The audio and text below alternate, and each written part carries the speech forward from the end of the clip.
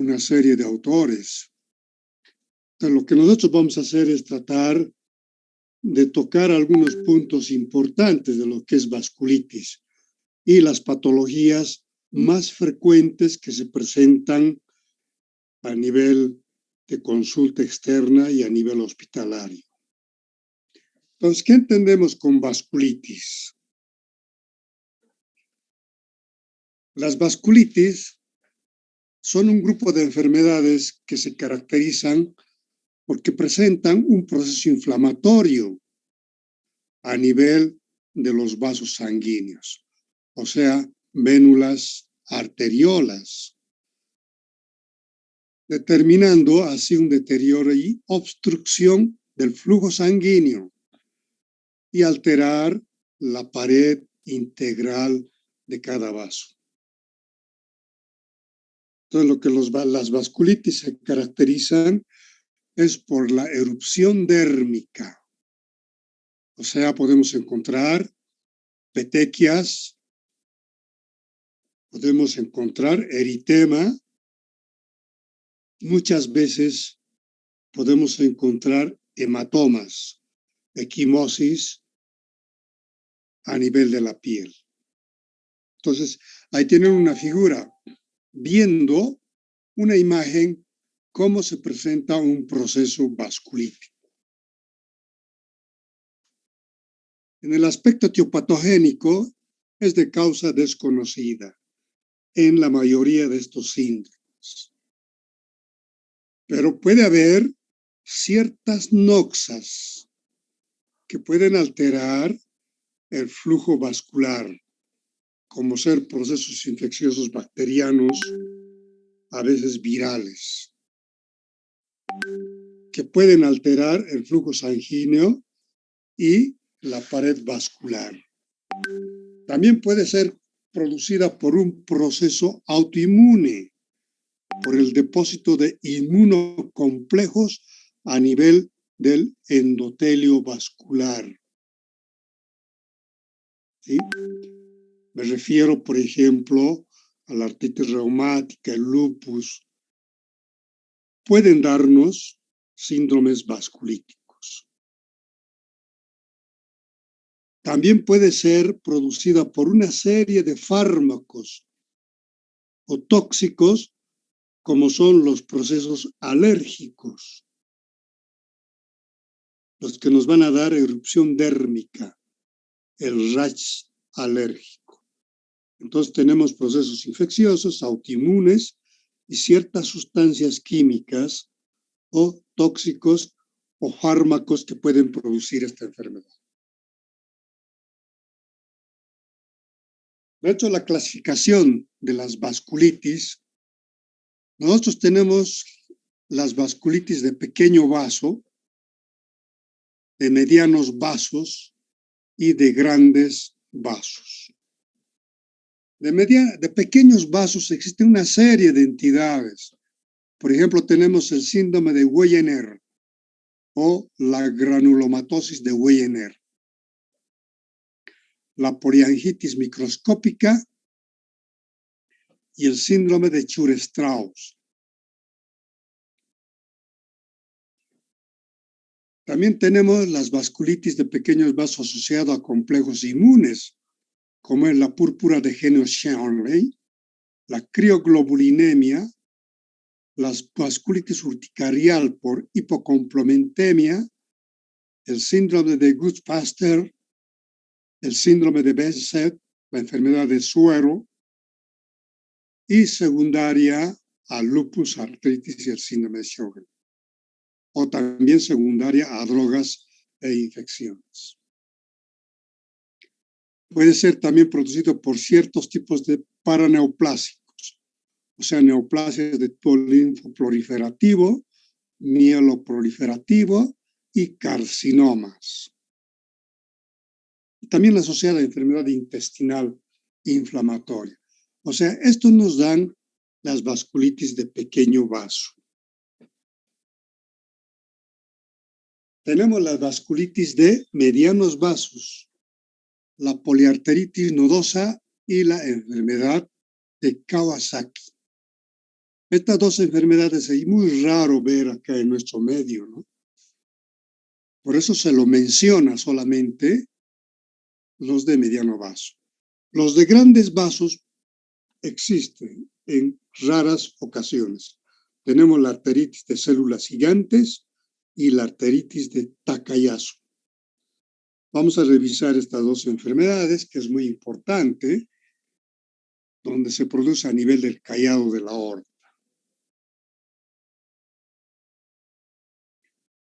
Por el proceso vasculítico, según la etiología, la clasificamos vasculitis por infección directa a nivel de los vasos, lesión autoinmune y de etiología desconocida. Por ejemplo, desconocida decimos en un paciente joven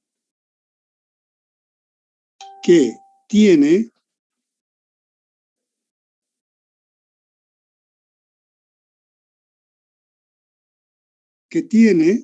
ciertas fiebres indeterminadas, o sea, fiebre sin causa aparente.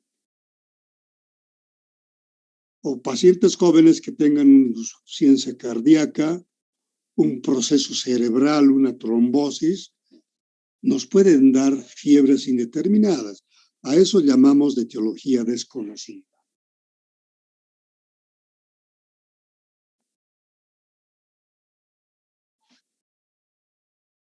Entonces, dentro de las vasculitis de grandes vasos, tenemos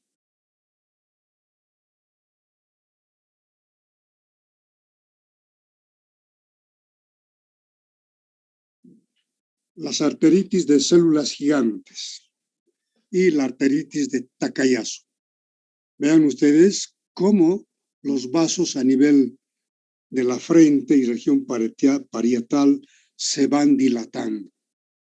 Son vasos de las ramas del callado de la aorta. Entonces son las arteritis de células gigantes, también conocida como arteritis temporal o craneal, granulomatosa. Es un proceso inflamatorio que compromete las ramas de la aorta. Ahí tenemos una gráfica, cómo se van dilatando estos vasos a nivel de las arterias y venas, especialmente las carótidas.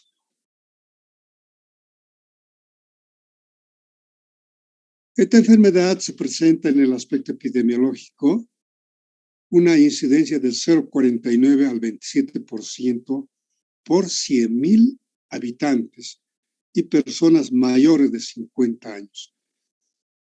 Esta arteritis de células gigantes es muy frecuente, ¿no?, en los estados de Norteamérica, y es muy raro ver en nuestro país. En el aspecto etiopatogénico, tiene una incidencia en personas mayores de 50 años. Se ha llegado a pensar que es una enfermedad del envejecimiento, pero no, es de causa autoinmune. Sugiere una predisposición genética y hereditaria. Hereditaria porque tiene un marcador HLA-DR4 que ha sido asociado a la arteritis de células gigantes y a la polimialgia reumática.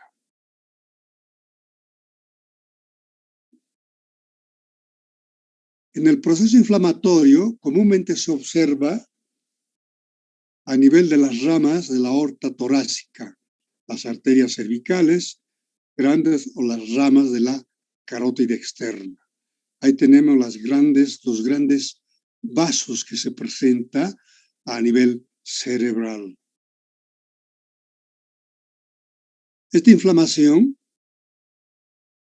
puede darnos una serie de datos clínicos, producto de un engrosamiento de la íntima, o sea, a nivel del endotelio vascular.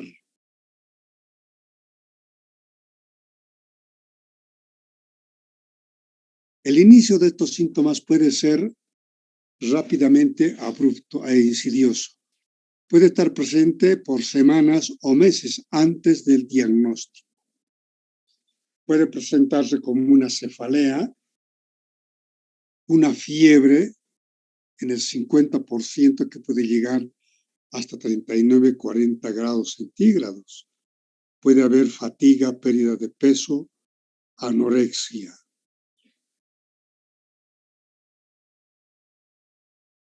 La cefalea es el síntoma más común, leve o muy severa, de ubicación temporal.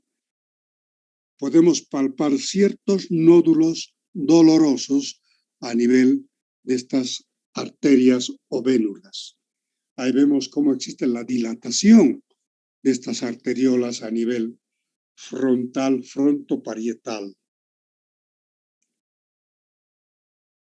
Puede haber también ciertos datos clínicos de alteración ocular, una conjuntivitis,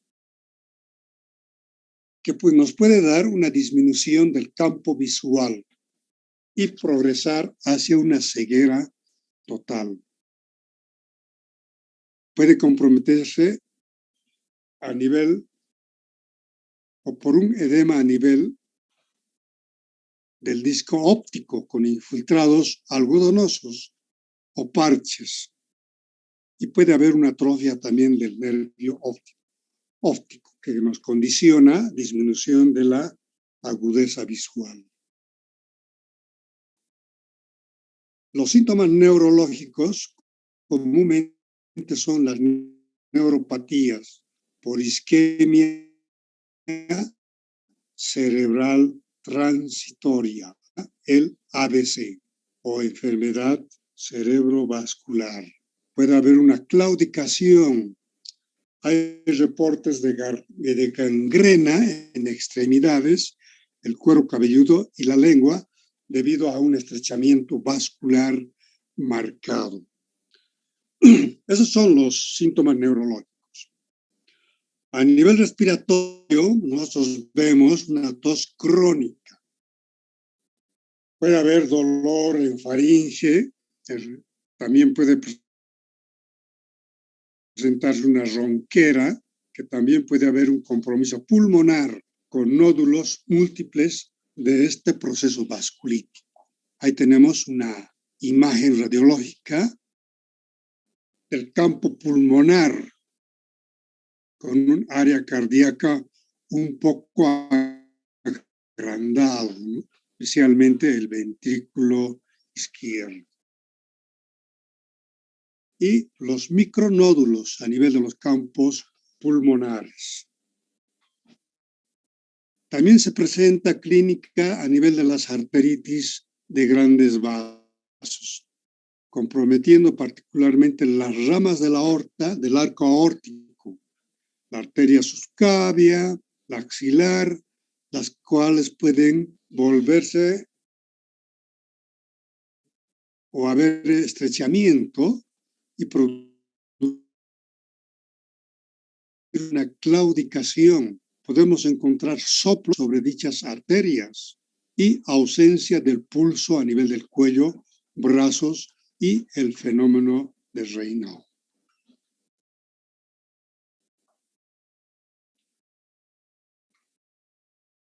Ahí tenemos los vasos grandes a nivel del callado de la aorta. Puede darnos también una angina o insuficiencia cardíaca, infarto agudo del miocardio secundario a una arteritis. Todo esto es el compromiso clínico que se presenta a nivel tanto a nivel cerebral, a nivel pulmonar y cardíaco. ¿Qué laboratorios pedimos? Siempre un hemograma. Puede haber una anemia leve, moderada. El recuento de leucocitos es normal y las plaquetas se encuentran normales. Pero existe una elevación de la sedimetría. La velocidad de sedimentación globular está elevado, por lo menos mayor a 50, 60 milímetros cúbicos.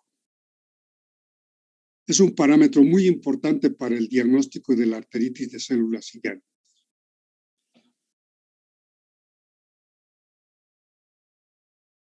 También tenemos que hacer por los antecedentes el diagnóstico. Personas mayores de 50 años que presenten cefalea bastante frecuente, pérdida abrupta de la visión, puede haber síntomas de una polimialgia reumática, fiebre, anemia, con un aumento marcado de la velocidad de sedimentación globular.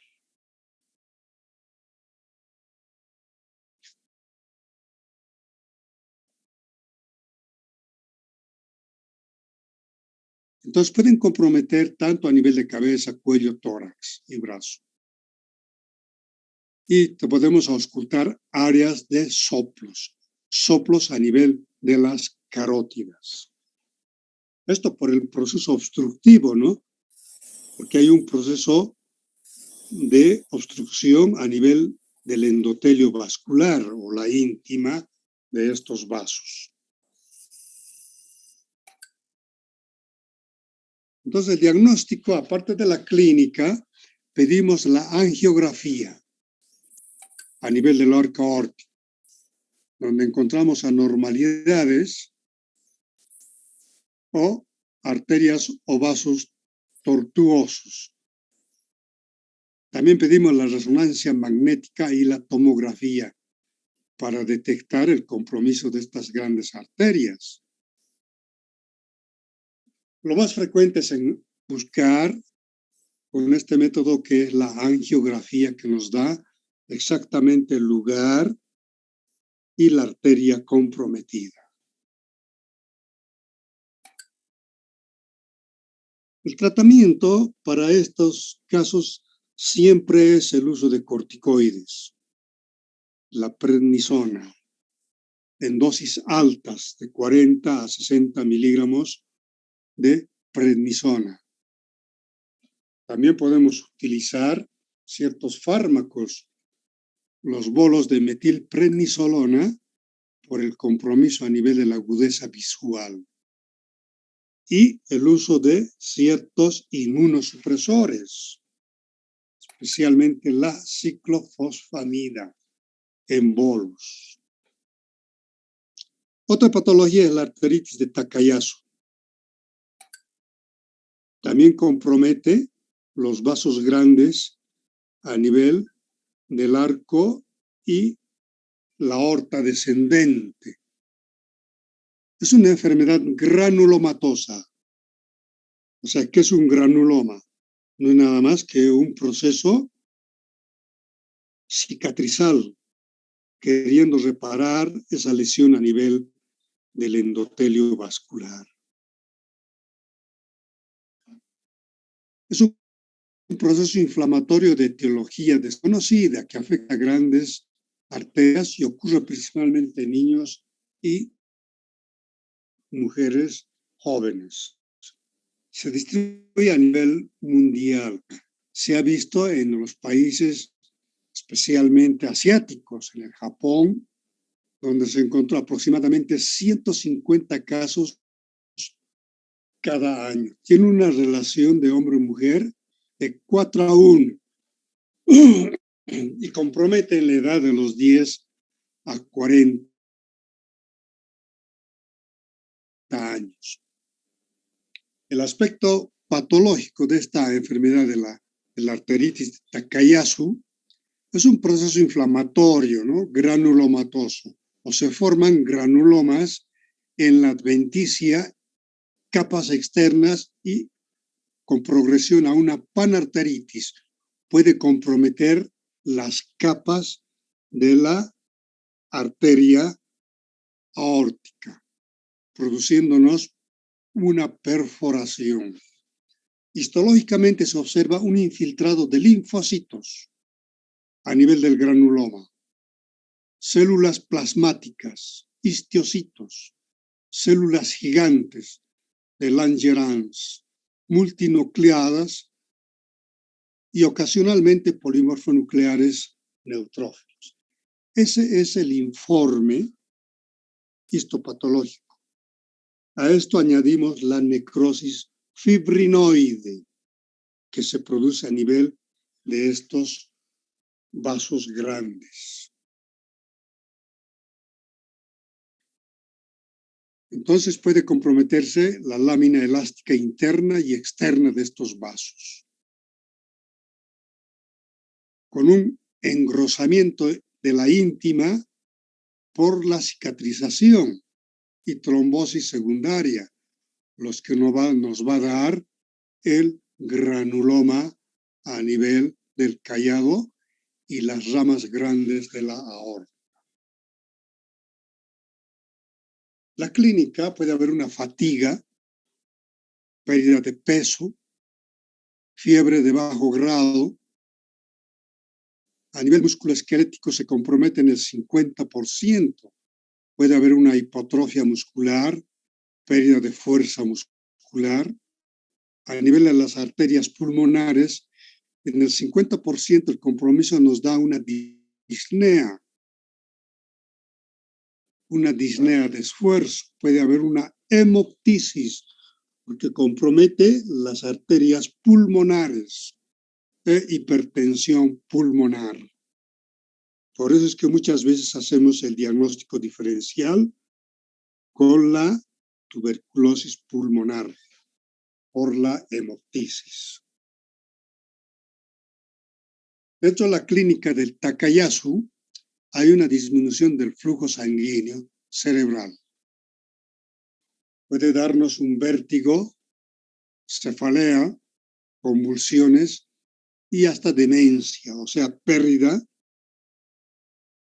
de la actividad cognoscitiva y el compromiso visual dentro de las manifestaciones tardías. A nivel gastrointestinal, un dolor abdominal, diarrea, sangrado, esto debido a un compromiso de las ramas de la aorta abdominal. En el examen físico tenemos que buscar los soplos sobre las arterias subclavias, carotídeas, braquiales o a nivel abdominal. O sea, existe una disminución de los pulsos, o sea, pulso saltante. En el brazo derecho podemos encontrar el pulso y en el brazo izquierdo desaparece. O sea, son pulsos saltantes en una o más arterias grandes. Aparte de la clínica, el laboratorio no son tan específicas para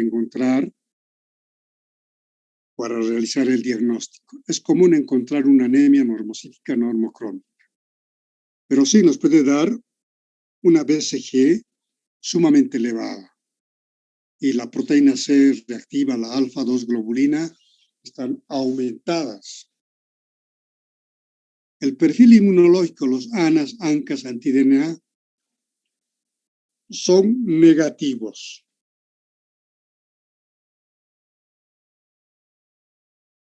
El diagnóstico frecuentemente es por los antecedentes en personas jóvenes que padecen una hipertensión arterial, cefaleas bastante frecuentes y la fiebre indeterminada.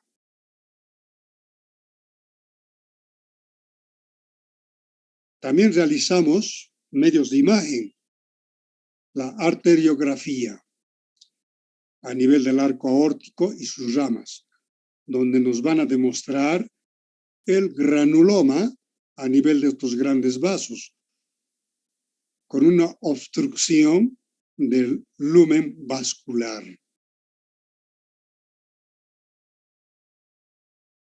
Diagnóstico diferencial del Takayasu, una displasia fibromuscular, el síndrome de Hernel-Danlos y la arteritis de células gigantes que hemos visto en la primera patología. Tratamiento siempre es corticoides, dosis altas, de 1 miligramo kilo peso hasta mejorar los datos clínicos y se va disminuyendo gradualmente.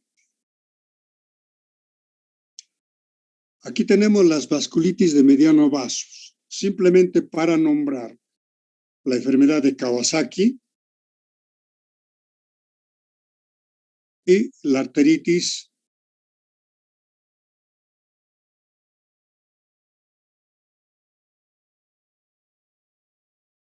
la poliarteritis nodosa.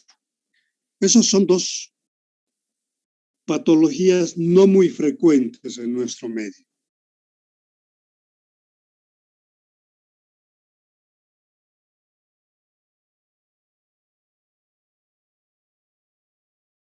Tenemos las vasculitis de pequeños vasos. Estos sí son muy frecuentes, ¿no? Las de pequeño vaso que comprometen las vénulas arteriolas. Tenemos la poliangitis microscópica,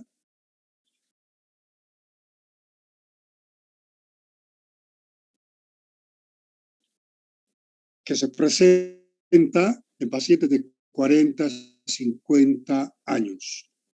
¿Sí? Es una vasculitis que puede afectar a nivel pulmonar, dándonos el asma o hemoptisis. A nivel de la piel, las púrpuras o petequias. Puede haber una mononeuritis o producir una perforación intestinal. A nivel renal, rara vez se compromete, pero puede presentarse una hematuria micromacroscópica con proteinuria que no llega al síndrome nefrótico. Tenemos hemorragia alveolar difusa a nivel pulmonar. Tenemos imágenes blanquecinas que comprometen ambos campos. Ahí tenemos el estudio histopatológico, el infiltrado linfoplasmocitario. Tenemos a nivel de la tomografía que se presenta la ventana como un vidrio despido o un vidrio en 1000 rayas y áreas de consolidación en esta enfermedad. Y las erupciones dérmicas que se presentan en la poliangitis microscópica.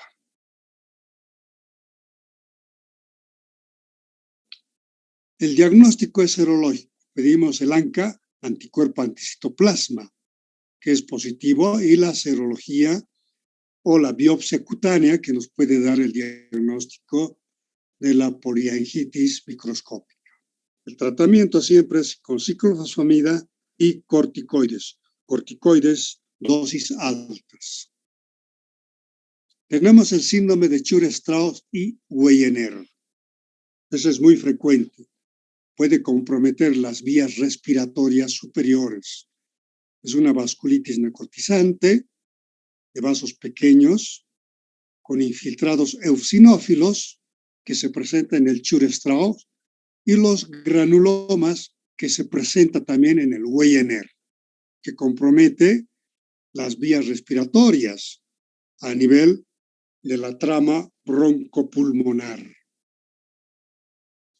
El Chur-Strauss es una vasculitis alérgica granulomatosa.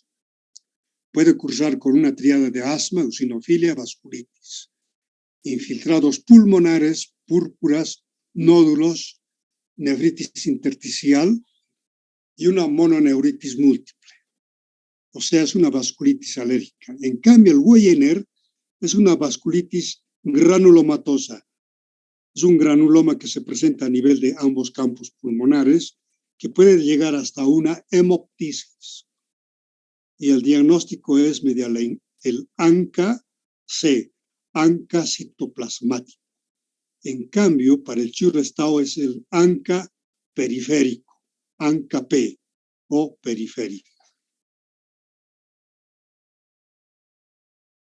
El Chur-Strauss puede haber antecedentes de asma, eosinofilia, monopolineuropatía o infiltrados pulmonares. Y en la biopsia encontramos eosinófilos. En cambio, en el Wegener encontramos una granulomatosis con células de linfocitos, células plasmáticas, células de Langerhans que forman ese granuloma a nivel del campo pulmonar. El diagnóstico es el P-ANCA para el Church-Strauss y el C-ANCA para el Wegener. También pedimos una biopsia superficial, ¿sí? El tratamiento tanto de el Wegener como el Church-Strauss es los bolos de ciclofosfamida y dosis altas de corticoides. Luego tenemos, bueno, para nombrarles el síndrome de Heno-Schönlein. No es nada más por picadura de insectos o una vasculitis por el depósito de inmunoglobulina A, que se presenta una púrpura, artritis, dolor abdominal, sangrado durante y una glomerulonefritis.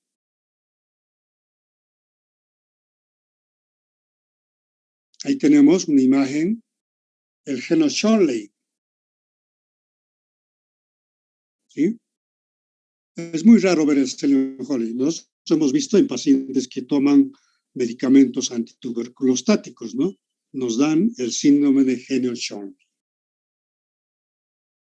El diagnóstico es el examen de orina, creatinina, endoscopía y un estudio histopatológico y demostrar el depósito de inmunoglobulina A.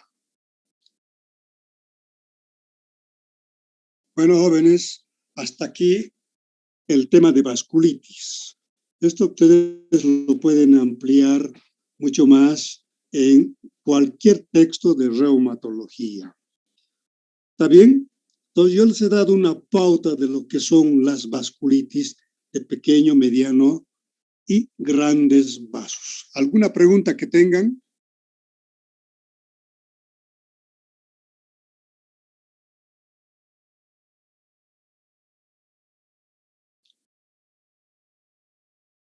Ninguno, ¿no? Bueno, lo que me interesa es que ustedes sepan qué es vasculitis.